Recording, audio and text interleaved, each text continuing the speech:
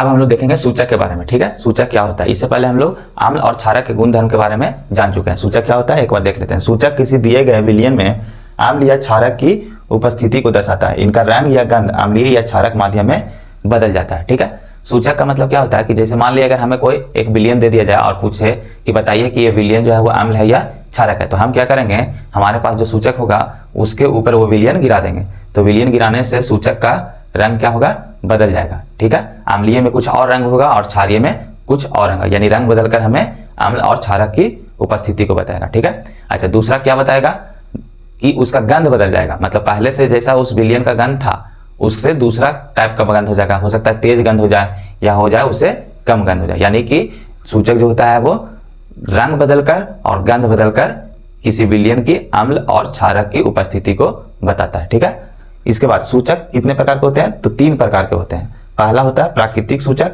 दूसरा होता है कृत्रिम सूचक जिसको संश्लेषित सूचक भी बोलते हैं, और तीसरा होता है गंधीय सूचक होते हैं। ठीक है, जिसमें ये दोनों जो है प्राकृतिक सूचक और कृत्रिम सूचक, ये जो है वो रंग बदलकर अम्ल या क्षार की जानकारी देता है। ठीक है, और ये कैसे देता है, तो गंध बदलकर, इसका स्मेल जो होता है, सुगंध जो होता है उसमें बदलाव हो जाता है और बदलाव करके अम्ल और क्षार की जानकारी देती है। ठीक है, यानी ये दोनों रंग बदलता है। ठीक है, और ये क्या करता है, गंध बदलकर अम्ल और क्षार के बारे में बताता है। ठीक है, अच्छा अब यहाँ पे बढ़ आता है प्राकृतिक सूचक और कृत्रिम सूचक क्या होता है।